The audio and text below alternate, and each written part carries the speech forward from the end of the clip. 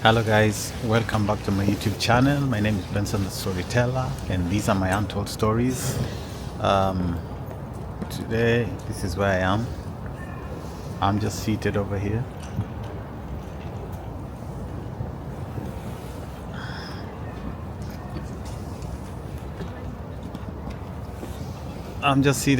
Guys, watching people pass by and coming to you guys with another video. So, on my previous video, I was telling you guys about how I moved from APTC primary school. I went back to the village because that's what I call Dunga Beach. Dunga Beach is more like a fishing village, all right? So I was telling you guys about the culture shock that I had because I moved from a place where there was piped water, there was electricity, you know, people used to speak English, there were nice kind of looking houses, you know, there was tarmac roads. But then when I went to Dunga Beach, there were no tarmac roads, there was no electricity by that time. Electricity would come later on, but by the time I'm talking about that specific time period, there was no electricity, there was no piped water. Most of the people used to use rainwater, and people used to, not most of the people, a few people who could afford it, like us, we had the tanks and we used to use rainwater. But a lot of people used to just fetch water directly from the lake. And I saw so many people do that, and they never used to even boil the water. They would just get the water from the lake. People used to even go and drink directly from the lake, guys, and nothing would happen.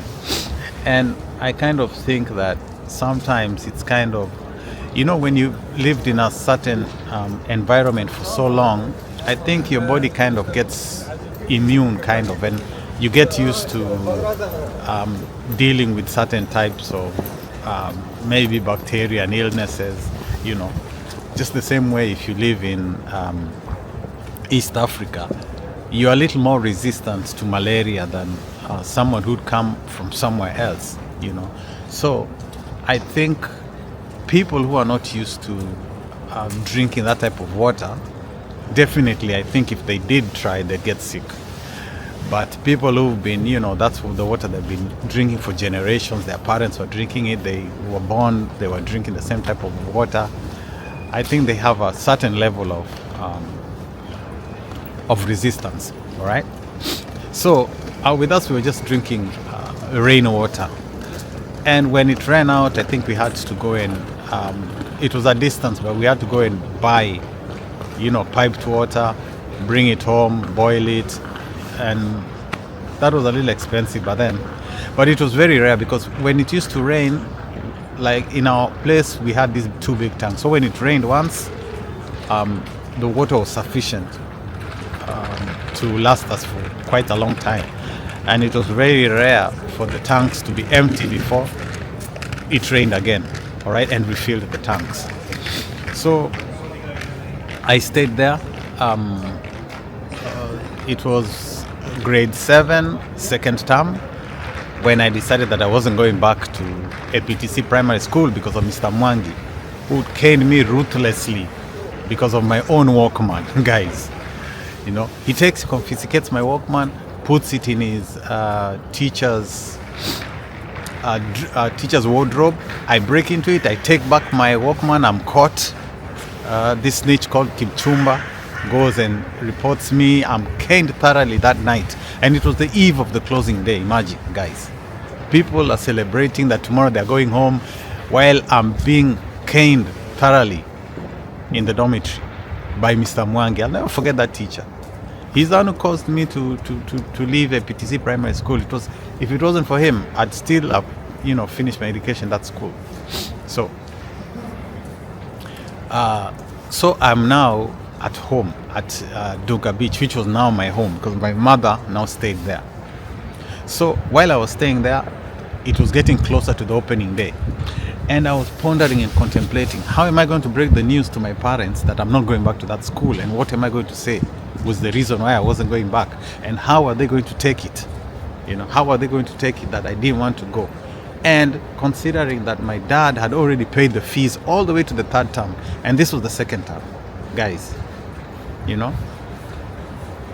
So I was like, what am I going to do? And the days were getting closer. So it got to a point where my mom was already planning to do the shopping. So she told me to write a list. What do I need for school? Yeah, because it was approaching the opening day. So I just wrote the list of things that I needed for school as usual. I just wrote the list, the normal list: bar soap, toilet rolls, Vaseline, that type of stuff. Omo, for washing clothes. And I hand it over to my mom. So it was like a week to going back to school. So it was one of the weekends. Probably it was on a Sunday, because my mom goes to the SDA church on Saturday, and at our home totally nothing happens on Saturday. Even cooking, she cooks on a Friday, and mostly maybe maize and beans, or maybe it's chapati and beans, so that on Saturday all we do is warm food, and on Saturday nothing else is done. It's just going to church, coming back to the house. So it was on Sunday that she told me, okay, I want to take you shopping in readiness for school. And since school, it was 1 week to the opening of school, I still had to leave Kisumu early so that I could get to my auntie's place at the, what do you call it? I keep forgetting.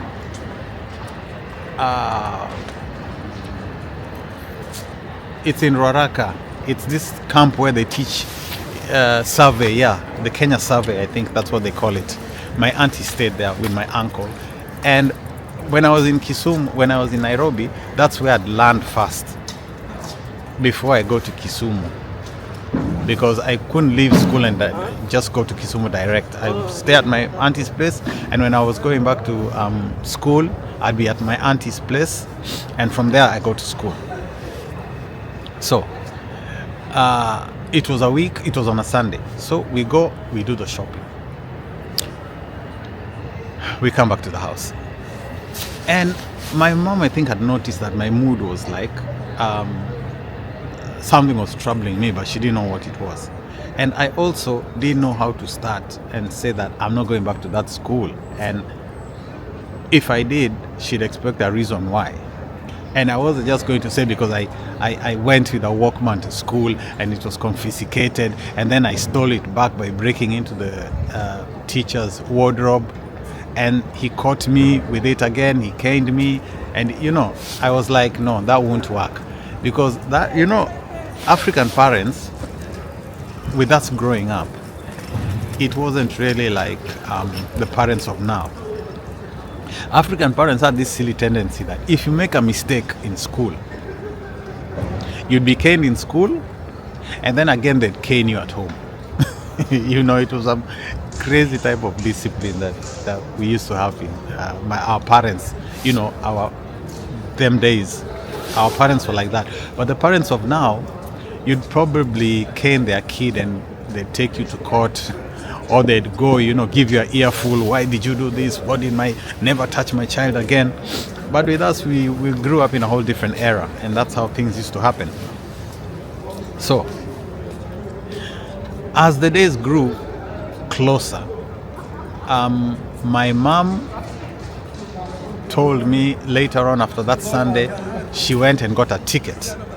Now, in those days, we had this bus company. It was called Akamba, but I think it's still there. Yeah, Akamba is still there.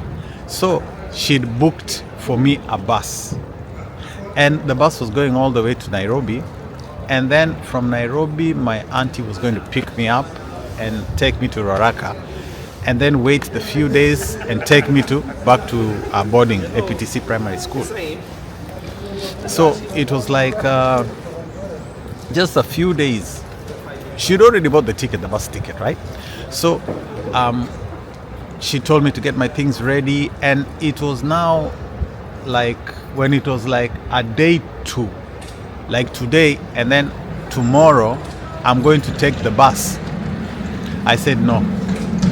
In my heart I said, no, this is it. I have to come up with a plan. I have to find out what I'm going to do so as not to go back to APTZ Primary School, because Mr. Mwangi was there waiting for me, to continue from where he'd left, all right?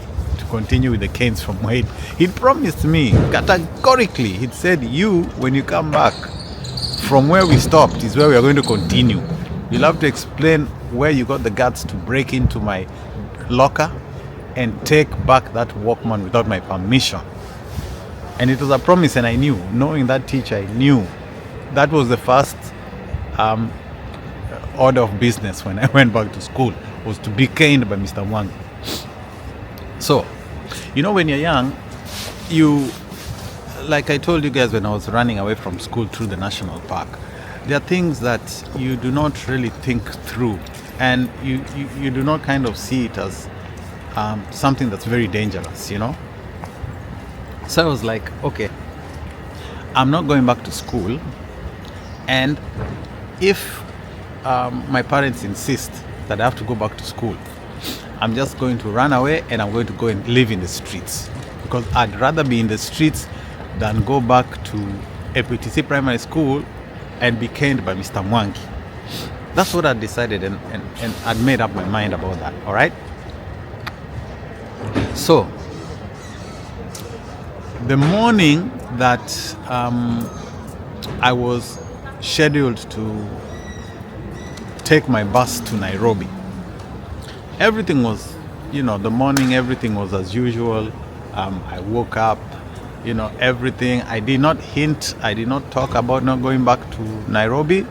I kept it to myself because I just had this feeling that if I said it, they'd like bundle me in a car and forcefully take me back, right? So I just played. I played to the gallery. Okay, right. Okay, I'll get ready. Oh, then that afternoon, because it was during a weekday, I think, and my mom had planned that in the evening, she was going to take me to the bus station and see me off in the bus, because the bus was to leave in the evening, kind of at night, so that I arrived the next day in Nairobi in the morning, because usually if you arrive in Nairobi in the evening, there's the rush hour, and it's kind of cumbersome trying to maneuver through the rush hour to get to Raraka from town. And it was easier to arrive in Nairobi in the morning because the jam was one way. People are coming into the town, and you'd be going out of town. So when you're leaving town, there's no jam. The only jam is coming into town, all right? But if you were to arrive in the evening in Nairobi, everybody's rushing back home, right? So the jam is going out of the town. So it was always better to arrive in the morning, so that when you leave, if you have like baggage or anything like that, it's easier for you to leave the town and get home. Now, when the same day when I was I was scheduled to leave, and the bus ticket, as I told you, had already been booked by my mom with the Akamba bus station, Akamba bus group of buses, yeah. I said, no, I'm going to run away. I'm not going back to that school. By whichever means, I'm not taking this bus. So I dressed. I kind of, I just got a jacket, dressed. My mom wasn't there, but she'd gone somewhere, and I knew she was coming back in the afternoon. And when she comes back, that's when she was going to take me to the bus station. So in that afternoon, I packed some few stuff, like some snacks I put in my bag. I wore my jacket and I left. Now, the crazy thing is, when I went to Dunga Beach, I knew the road that goes to town, right? But I'd never walked that far off. I used to kind of like walk within Dunga fishing village, I'd walk around there. I'd get to know, this road goes here. The farthest I'd go to was a place called Nyalenda. Nyalenda, there's an area called Sigalagala, because from Dunga Beach you get to a place called Sigalagala, and then from there you get to Wigwa Bridge, and then you get to Gotowak. I knew those areas, but I hadn't really gone further by myself and gone to town. So on this day I said, no, I'm not staying home. I'm not going to take that bus to Nairobi. I just started walking. I had no destination to where I was going, but I just knew that I'm not staying at home because I'm not going to take that bus to Nairobi. I'm not going back to that school to meet Mr. Mwangi. So I started walking. I started walking, and somehow I ended up in town. All right. Mark you, Kisumu town, I'd never been into Kisumu town myself, and I'd never walked into the town before. But now, I just started walking around. It was evening, it was getting to evening now. And by the time it got to sunset now, right? I found myself at the bus station. So Kisumu bus station changed. It's now more modern and organized. But before, it was a mess, There were these non-formal shacks all around, these shops. And okay, let's just say there was no order in the bus station by that time, and it was kind of dirty and all that. So most of the time, we had. Oh, what are they doing? They're cleaning. Yeah, I think it's a machine.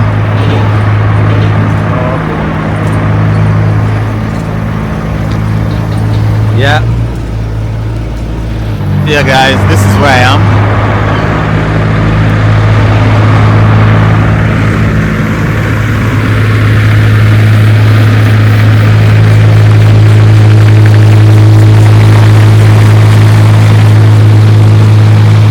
Yeah, let them just pass a bit because it's noisy, that machine.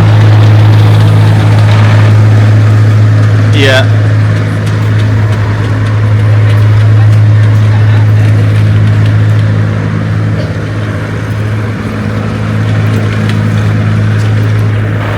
Yeah.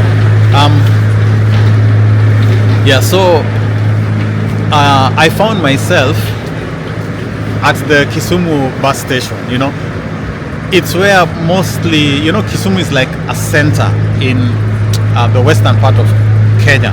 And it's from that point that you get buses to all directions. You get buses to Nairobi, you get buses to western Kenya, Kakamega, Busia, Siaya. You get buses to the other side, Homa Bay, Kisii, Oyugis. So it's usually busy, all right? And even at night, it's very, very busy. And that's why I ended up, when it gets dark, you kind of want to be where you see there's a lot of movement and action and lights and things going on. Because in the town itself, when it gets to night time, they kind of like shut all the shops. Most of the shops in Kisumu, by the way, are owned by Asians, all right? So when it gets to night, Kisumu isn't like a town like Nairobi where it had like a 48-hour business. Like during the night, most of the shops are also open and stuff like that. No. Kisumu, by evening, all the shops are closed until the next day, right? So the only place where I'd say was kind of almost like 48 hours was the bus stop, because there are always people coming in and there are always people leaving, all right? There are always people there waiting for the bus. So I found myself in the bus station. Now, when I got to the bus station, it got to around, maybe it was now 9 o'clock, 8 o'clock. Yeah. And it was, by this time it was getting dark. So I went to like a bench like this where there was buses. I don't know where they were going to, but there were a lot of people there. So I just sat there. I just sat amongst the travelers. just pondering what's my next move. I hadn't really thought what I was going to do or why I was there. The only thing I knew was I wasn't staying home because I wasn't going back to that boarding school. So I found myself at the bus station with several travelers. But as time went and as it got late, people were leaving. Like, people got their buses, came, they left. They took taxis, they left. They took bicycles, because by that time, the mode of transport, we never had motorcycles yet, which we called later on, we called them the border, the public motorcycles. By that time, it was only the taxis, the buses, and maybe bicycles. Bicycles with the carriers at the back. So they'd carry you, they'd carry you using bicycles and you pay. So when it got to around 11 o'clock at night, I found myself just alone and a group of kids, kind of a little older than me, but some of them also younger than me, and the ladies who were cooking, because there are so many these non-formal papyrus kind of reeds. There's these mats that are made of papyrus. We call them para. And there were these non-formal shops where they'd make coffee, they'd make tea, they'd make chapati for the bus drivers and for the passengers, people who'd be moving and traveling. So I sat there and I found myself just next to a bunch of kids and these ladies who were mothers who were cooking, but they were also packing. They were packing their things to leave. So as I sat here, most people started leaving, and I found myself practically alone. So I was sitting there. A group of these kids, I'd been seeing them. They were around those ladies who'd been cooking. They were being given food, some leftovers from the food that had been cooked, that was being sold to the passengers and the bus drivers. So when these women were closing business, they'd give these kids food. And I didn't know by that time. I just found out later that these were street kids. All right? They were street kids. So apparently where I was seated, the same bench where I was seated was where they slept. All right? During the day and all this time. Hello. How are you, sir? Yeah, I'm fine, thank you. So around during the evening and all this time, they do their stuff. And when it came to night time, because it was like a bench it had a roof, it was like a bus stop. So it had a roof and it was a long bench, and this is where they came to sleep. So when it got late and most of the ladies had left and the shopkeeper, these people who were making tea and everything, these kids came, to where I was, right? They were like, maybe they're like 14, they were street kids. Most of them were my same age or a little older than me, all right? But they were all kids and they were street kids. I had no idea. It's only when it got late and everybody else had left that I realized. So when these kids came, I was just seated there. And one of them started just staring at me and looking at me. And then he was like, "Who the hell is this?" And then it got the attention of like all the rest of the other boys, right? Hello. This is attention. Security. Vehicle reversing.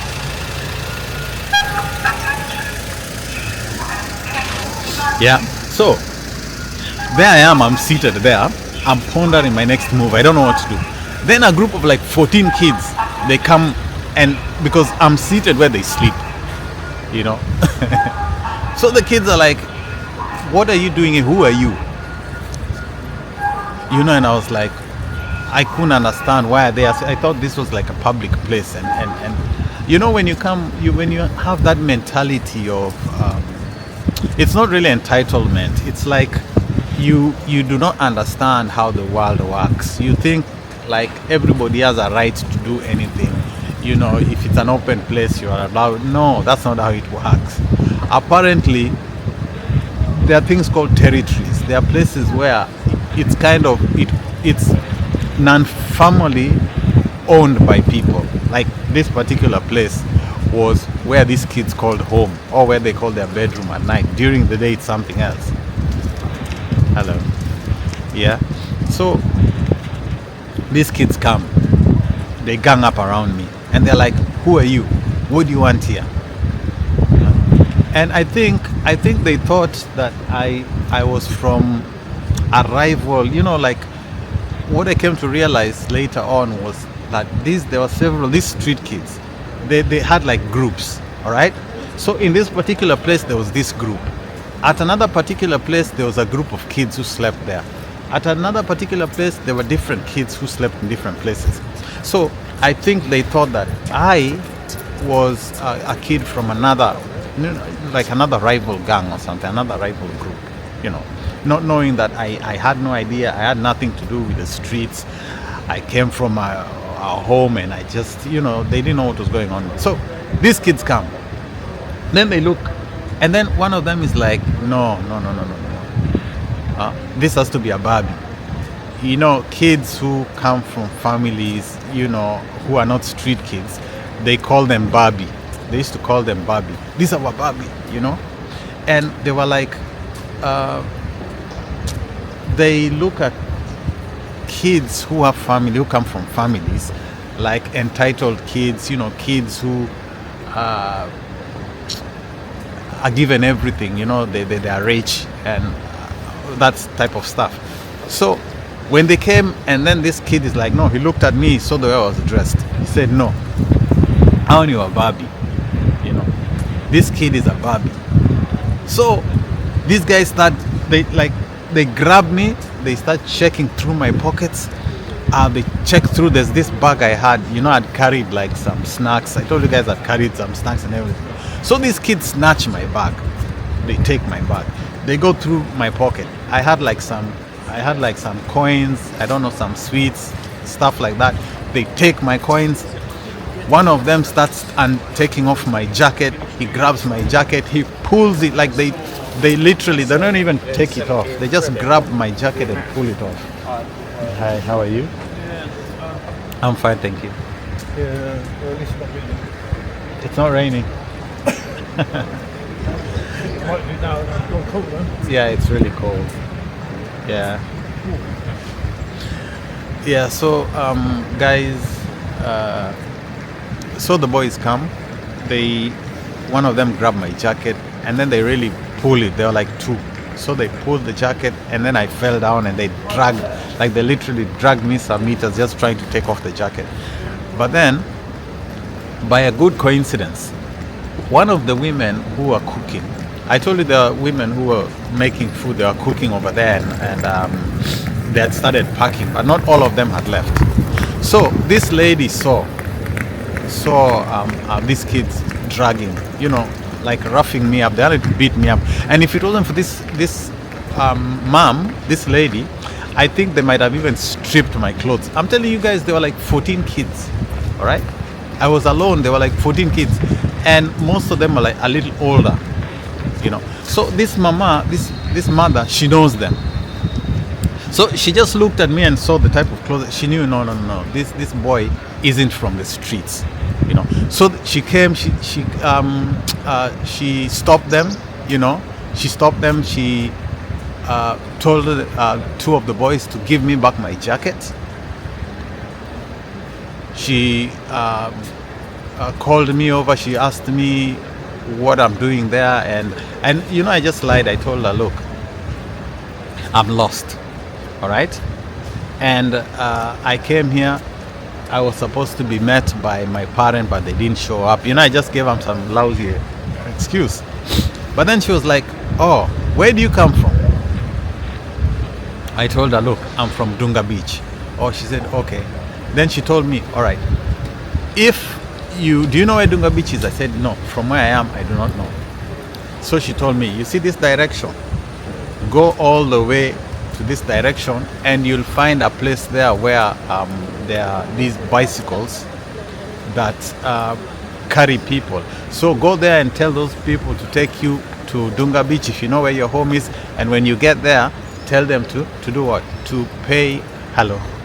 Tell them to tell your parents to pay for pay the bicycle driver. So in fact, she said, okay, what you do, just wait for me. So she finished closing up and then told me, follow me. So she was carrying her stuff, she was going. And then now I'm following her. I've left, now these kids have left me alone. But then I didn't get my bag because the first kid who grabbed my bag ran off with it. And this lady only saw now when they were trying to take my jacket, and she got my jacket back. But I didn't get my bag back. All right. So she told me to follow her. So just for the sake of saving myself and getting away from these kids, I started following her. All right. But then as I was following her, I realized I'm not going back to, I'm still not going back to Dunga Beach. So she was taking me to the place where I could get the bicycles, and probably she was even going to pay for my, for the bicycle driver to take me all the way home, because I said I know where home is. But then now I didn't want to go home. So what I did, as she was walking to the place where the bicycles are taken, I let her walk so long as I knew that I'd moved away from where those boys were. I branched off. You know, under no circumstances was I going back home and being bundled to go back to Nairobi. No, I wasn't doing it. So I let her walk and she just left. And I branched off, just walking. I didn't even know where I was going to. All right? So, and that's just the way I left that lady, and she went. But she was a very nice lady. She was very kind, and I'm sure that she was going to pay for my bicycle ride back to Dunga. And in fact, there's a time I went back to just try to look for that lady and say thank you, but I never found her. So I started walking, and as I was walking, I ended up back in town, somewhere in Oginga Odinga Street, but it was now downtown. All right. So I found myself in downtown, and now it was getting very late. It was around now midnight going to 1. And as far as I could see, there was no one on the streets, you know, and I didn't know where I was going. So what I did was I just looked for one of these, you know, there are these closed shops, all right? And when you enter to the shop, there's a wall on both sides, you know, like an entrance to a shop. So I said, let me just sit here alone, let me lie down here and rest here, all right, and wait for morning.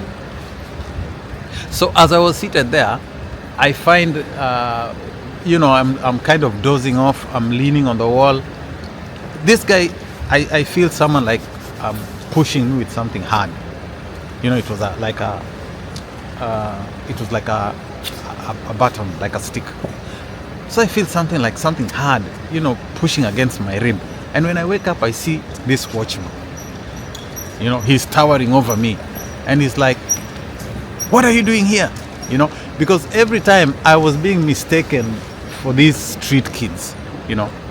And apparently these street kids, they don't want them next to the shops, because some of them used to break into the shops. Some of them, you know, used to urinate or, you know, do some crazy stuff. So initially when he came, he looked at me and he was like, what are you doing here?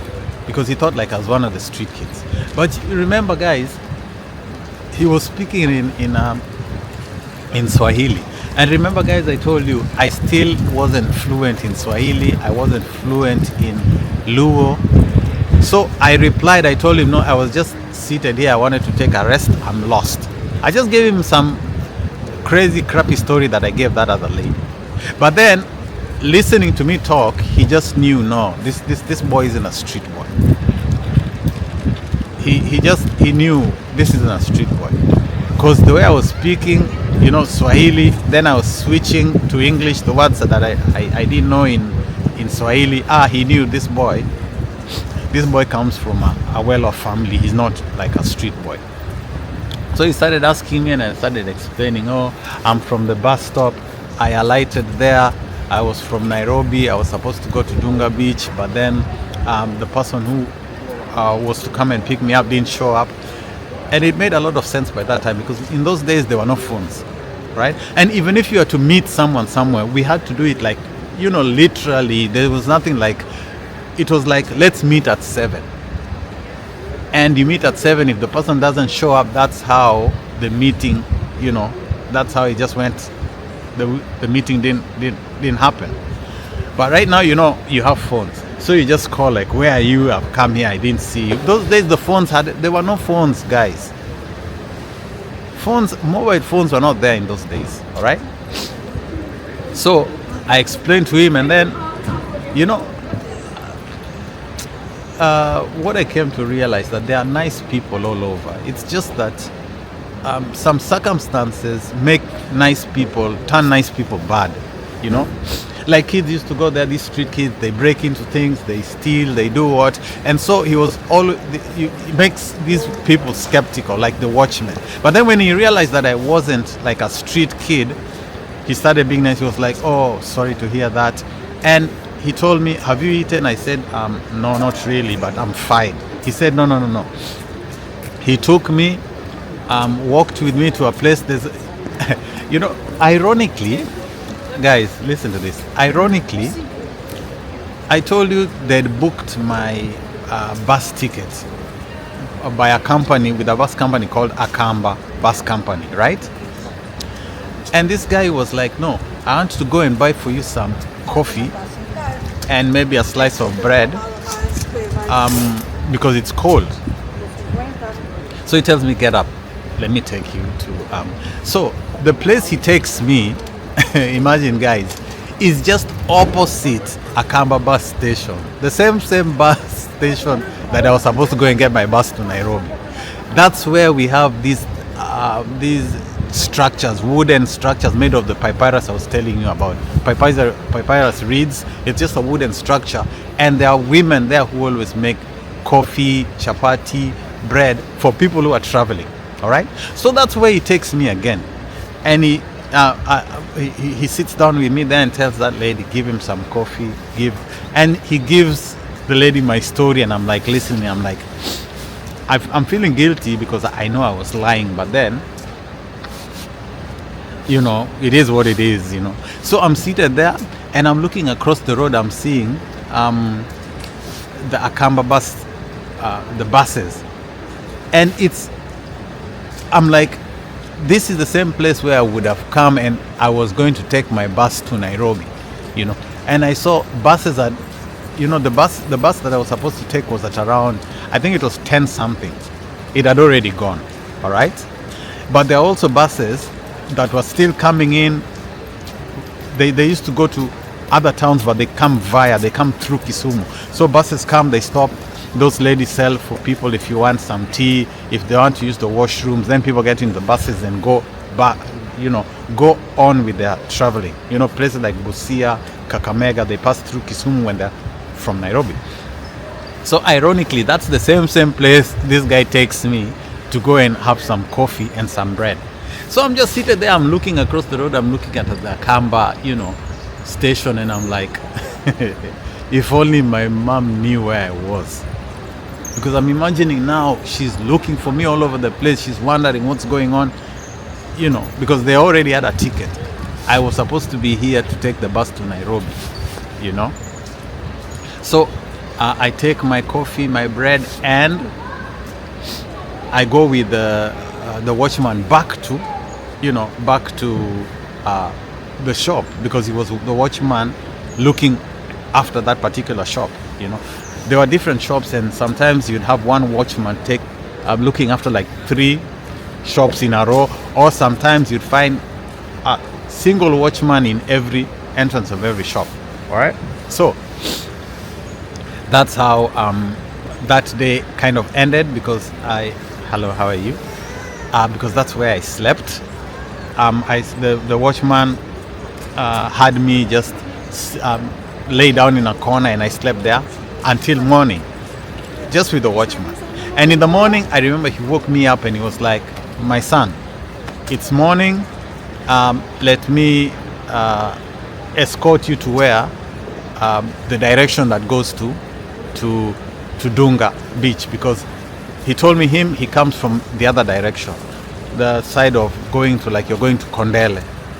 So he told me with him he's going home on the opposite direction, but he's going to show me the way back home.